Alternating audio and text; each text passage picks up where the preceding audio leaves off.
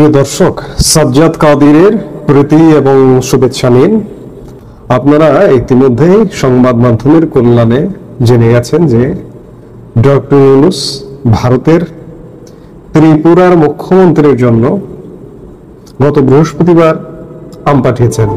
গতকাল শুক্রবার ভারতের প্রধানমন্ত্রী নরেন্দ্র মোদীর জন্য আম পাঠিয়েছেন আম কূটনীতির উদ্দেশ্যে। গতকাল শুক্রবার দিল্লিতে প্রধানমন্ত্রীর উদ্দেশ্যে বাংলাদেশ হাই কমিশন আম রিসিভ করেছেন এবং আমরা যে মুহূর্তে কথা বলছি ততক্ষণে হয়তো প্রধানমন্ত্রীর বাসভবনে পৌঁছেও দেওয়া হয়েছে কিংবা পৌঁছে দেওয়া হবে এমন অবস্থায় আছে। আম কূটনীতি কি ডক্টর ইউনূস প্রথম করলেন, শুরু করলেন? এই আম কূটনীতি বা উপহার সংস্কৃতি বাংলাদেশে বিগত আওয়ামী লীগ সরকারের সময় থেকে আওয়ামী লীগের প্রধানমন্ত্রী শেখ হাসিনা করে আসছেন। বিশেষ করে আমাদের একদম নিকট প্রতিবেশী কয়েকটি রাজ্য, পশ্চিমবঙ্গ, ত্রিপুরা, আসাম কিংবা ভারতের প্রধানমন্ত্রী নরেন্দ্র মোদীকে দীর্ঘদিন যাবৎ বাংলাদেশের প্রধানমন্ত্রী শেখ হাসিনা আম পাঠিয়ে আসছেন সম্পর্কের শুভেচ্ছা, উপহার, সম্পর্কের নিদর্শন হিসেবে।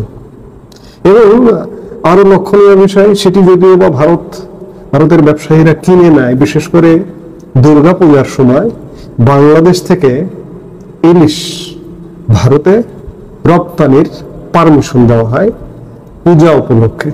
সেটি উপহার না, সেটি একটা বাণিজ্যের বিষয়, কিন্তু উপহার নিয়মিত বাংলাদেশ থেকে দেওয়া হতো সেখানকার মুখ্যমন্ত্রীদের, কয়েকটি রাজ্যের মুখ্যমন্ত্রী এবং প্রধানমন্ত্রীকে।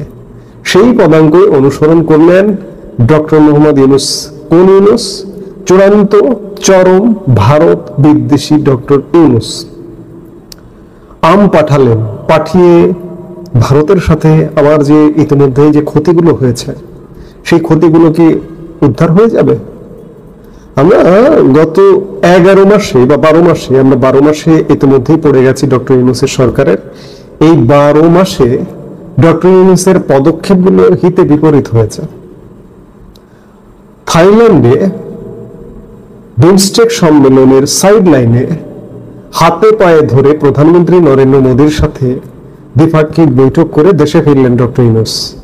ফিরবার পরে আমরা যে ভারতের কাছে ট্রান্সশিপমেন্ট সুবিধা পেতাম সেটি বন্ধ হয়ে গেল, ভারত বন্ধ করে দিল। কেন?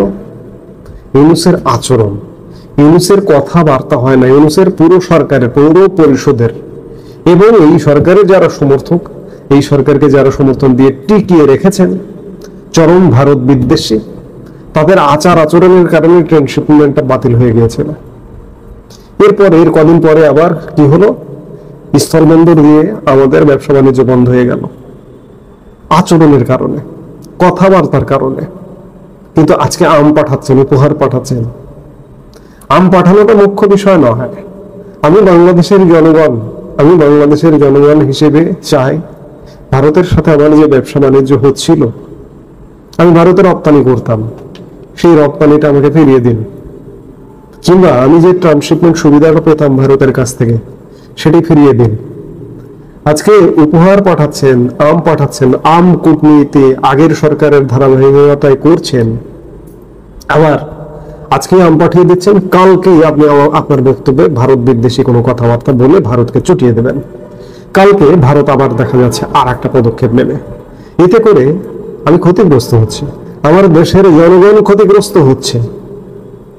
আপনার কূটনীতি আসলে সাজে না, আপনার কূটনীতি বেমানান। আপনি আম কূটনীতি করেন আর ইলিশ কূটনীতি করেন, যেটি করেন না কেন, আপনার অবস্থাটা হয়েছে আপনি গায়ে মানেন, আপনি মরেন এমনটা, কিংবা আপনি জুতো মেরে গরু দান করেন এমনটা, আপনি এই টাইপের। কাজে আম কূটনীতি করুন আর যেই কূটনীতি করুন, কিংবা বিমস্টেক শীর্ষ সম্মেলনে প্রধানমন্ত্রীর হাতে পায়ে ধরে সাক্ষাৎ করে নিজে প্রধানমন্ত্রীর কাছে কবে এক পুরস্কার নিয়েছিলেন সেই ছবি বাধাই করে নিয়ে গিয়ে প্রধানমন্ত্রীকে দিয়ে দিয়েছেন।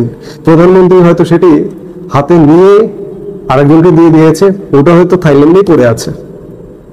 এসব করে তো বাংলাদেশের জন্য লাভ হচ্ছে না, বাংলাদেশের জন্য ক্ষতি হচ্ছে।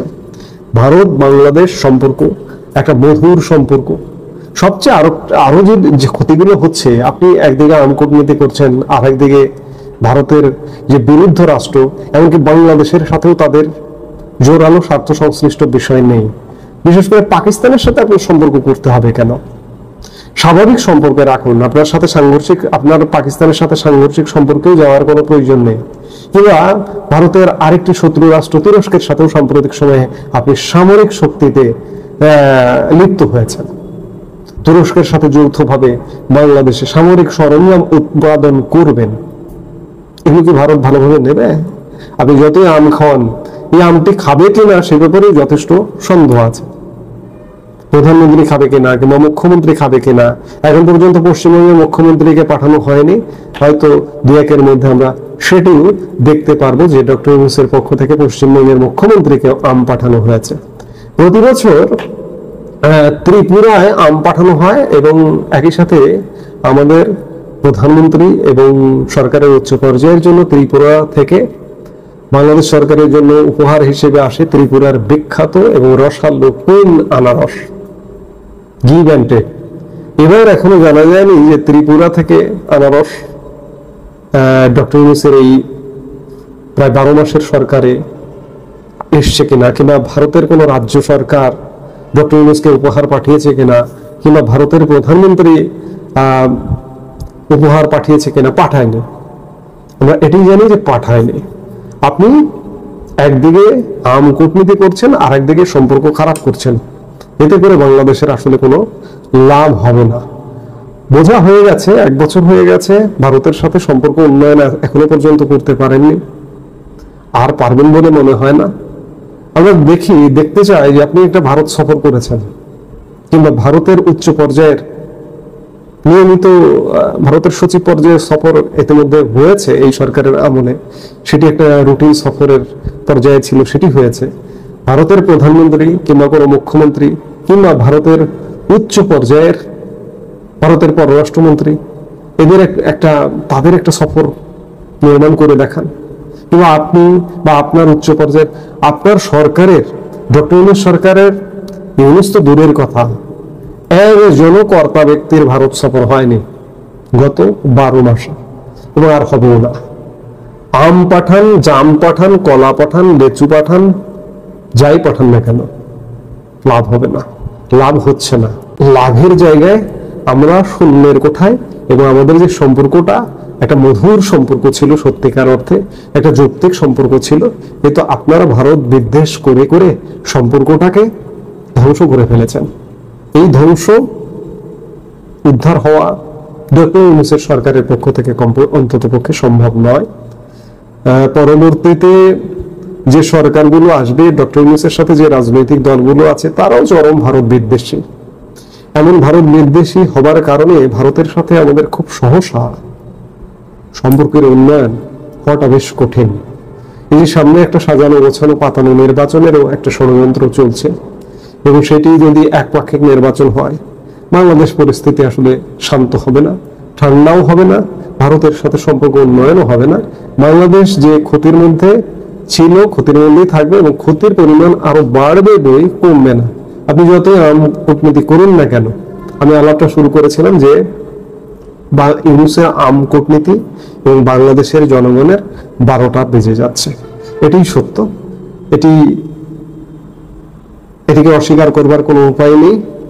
আমরা একটা অনিশ্চিত সম্পর্কের মধ্য দিয়ে যাচ্ছি ভারত এবং বাংলাদেশের।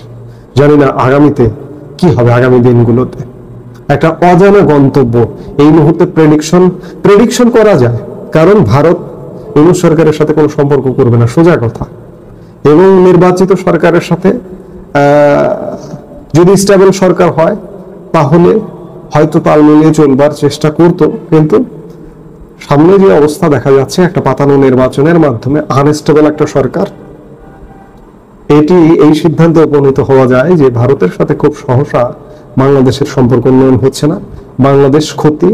আমি ইতিমধ্যে অনেক ভিডিওতে বলেছি যে বাংলাদেশ এই মুহূর্তে ভারতের সাথে প্রায় $4 বিলিয়ন মতো ক্ষতির সম্মুখীন। একটা ভারতে আমাদের পণ্য রপ্তানিতে, আর একটা ট্রান্সশিপমেন্ট সুবিধার বাতিল হয়ে যাওয়ায়।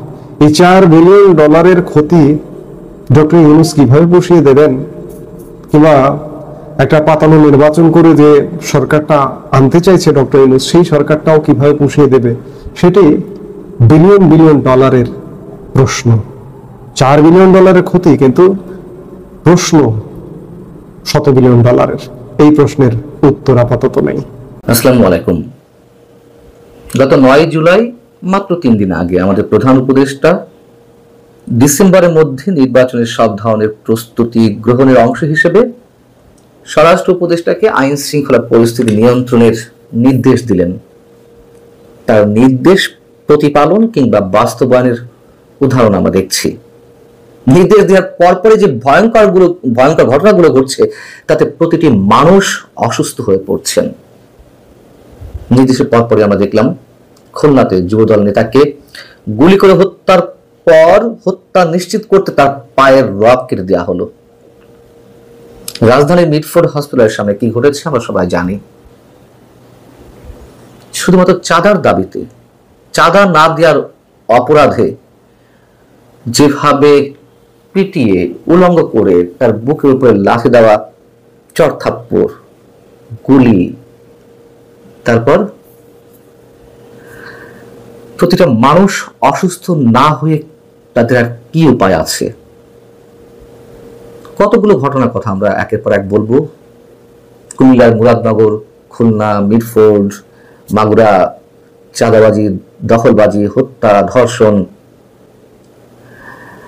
সবচেয়ে বড় অদ্ভুত বিষয়, এ ধরনের ভয়ঙ্কর ঘটনাগুলো আমাদের ট্র্যাডিশনাল মিডিয়াগুলোতে সহজে আসছে না। সামাজিক যোগাযোগ মাধ্যমে ভাইরাল হওয়ার পর সেগুলো আলোচনায় আসছে।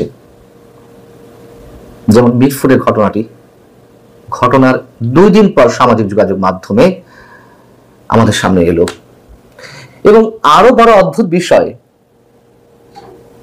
কোন মানবাধিকার কর্মীরা এখন কথা বলছেন না। নারীরা যে নির্যাতনের শিকার হচ্ছেন, নারী অধিকার কর্মীরা মুখে ক্লু পেটে আছেন। ভয়ঙ্কর এক ভয়ের সংস্কৃতির কারণে সম্ভবত সবাই মুখে ক্লু পেটে আছে। এবং একটা পর একটা ঘটনা ঘটছে, সরকার বলছে বিচ্ছিন্ন ঘটনা। যেমন মিটফোর্ডের ঘটনায় বিএনপির যুব দলের নেতাকর্মীরা জড়িত, স্বেচ্ছাসেবক দলের নেতাকর্মীরা জড়িত, বিএনপি বলছে এটি বিচ্ছিন্ন ঘটনা। এরকম তো একের পর এক ঘটনা ঘটছে। কতগুলো ঘটনাকে বিচ্ছিন্ন ঘটনা বলা হবে? আর একটা গ্রুপ আছে, তারা বলছেন এত কথা বলছেন কেন? আমরা কথা বলতে গেলেই বলা হচ্ছে এত কথা বলেন কেন? আগের 16 বছর কি হয়েছে? মানে বর্তমানেরটা দিয়ে আগেরটা জায়েজ করা। আগের 16 বছর কি আমরা মুখ বন্ধ করেছিলাম? অবশ্যই শেখ হাসিনার সরকারের 15.5 বছরে অনেক ধরনের ঘটনা ঘটেছে। যা যা বললাম, হত্যা, ধর্ষণ, খুন, চাঁদাবাজি, হেলমেট বাহিনী তো আমরা দেখেছি। কিন্তু তারপর হেলমেট বাহিনীর জায়গায় বুলডোজার বাহিনী। আওয়ামী লীগের সময় বিশ্বজিৎকে যেভাবে চাপাতি দিয়ে কুপিয়ে হত্যা করা হয়েছে, সারা বাংলাদেশ নড়ে উঠেছিল। আবরার ফাহাদকে যেভাবে ঘন্টা পর ঘন্টা পিটিয়ে হত্যা করা হয়েছে, সারা বাংলাদেশ জেগে উঠেছিল। অন্তত আওয়ামী লীগের সময় প্রকাশ্যে কেউ এটিকে সমর্থন করেনি, কিন্তু এখন তো সমর্থন করা হচ্ছে। মবের নামে যা কিছু ঘটছে, একের পর এক গত 11 মাসে শত শত মানুষকে পিটিয়ে হত্যা করা হলো। আমরা শুধু বিএনপির নেতা কর্মীরাই সন্ত্রাস করছে, চাঁদাবাজি করছে, দখল করছে তা তো নয় নিশ্চয়ই। এর সঙ্গে তো সবাই জড়িত। জামায়াতে ইসলামী, নতুন যে রাজনৈতিক দল এনসিপি যারা গঠন করলো, এই তরুণদের চোখে তো আমরা স্বপ্ন দেখতে চেয়েছিলাম। পূর্ণাঙ্গ সমর্থন দেওয়া হয়েছিল তাদেরকে, কিন্তু তারা কি করলো? মানুষের সঙ্গে তারাও প্রতারণা করলো। যে মবগুলো ঘটছে, কাদের সমন্বয় ঘটছে? ইসলামের নাম ভাগিয়ে তৌহিদ জনতা যা কিছু করছে, কার মঙ্গল করছে? আওয়ামী লীগ মুক্তিযুদ্ধের নাম ভাঙিয়ে ব্যবসা করেছে, আর এরা ইসলামের নাম ভাঙিয়ে যে অরাজকতা শুরু করেছে, এর শেষ কোথায়?